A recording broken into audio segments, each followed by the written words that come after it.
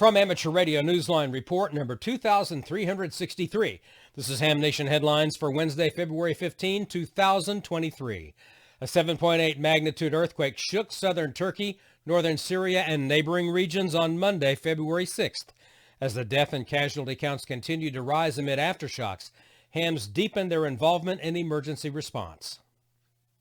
With the death toll well into the thousands and many more injured in the massive 7.8 magnitude earthquake that shook the region along the borders of Syria and Turkey, Aziz Sasa, TA1E, president of IARU member society TRAC, arrived at the disaster area shortly after the 6th of February. He assisted with frequency coordination for the teams carrying out search operations. Radio has played a pivotal role here on many levels. Other nations have also responded. Search and rescue teams from Georgia and Bosnia-Herzegovina arrived with hams among the group. The Turkish Emergency Communications Group was on VHF and UHF frequencies, but also making use of 3.777 and 7.092 MHz as needed. Newsline will continue to follow this developing story. This is Jeremy Boot, G4NJH.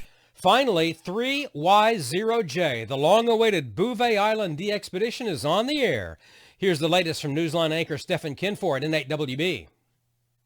Troublesome weather conditions plagued the Bouvet Island de-expedition 3Y0J during its first days on the air, but the camp came through the high winds of February 8th without issues after it was secured. One member wrote on dxworld.net that it was, quote, the most extreme expedition I've been to, end quote. There were also reports of the call sign being pirated, so those who believe they had worked the island will only know for sure from the team's uploaded logs on the weekend of February 10th. While doing the uploads on the boat, they will restock their essential food to enable them to continue the de-expedition for another week. The team has added 2 streams of FT8 in Foxhound mode. Chasers were advised to not work the team on FT8 if they already logged a contact on CW or SSB. The West Coast pilot station, Rich KE1B, said that the team has scaled back its expectations in response to its current challenges. Operators had intended to log 200,000 QSOs from the island, but according to Rich, quote, the team will be lucky to get 20,000 QSOs instead.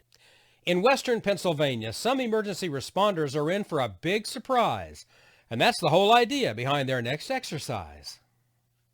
As amateur radio operators, we are supposed to plan for emergencies, but we can never plan on emergencies. That's why such events as the ARRL Simulated Emergency Tests, or SETs, are good. But participants still know ahead of time when and where an activity will take place. So the Southwest District Skywarn team of Western Pennsylvania is building the element of surprise into their upcoming training exercise. Sometime before the next SET, on April 1st, they will have an unexpected weather exercise initiated by the Pittsburgh National Weather Service office. When Skywarn is activated, they will then be told how serious the weather event is, whether there is internet or cell service, and the status of power. From then on, spotters will be deployed and begin their work, just as in an actual emergency.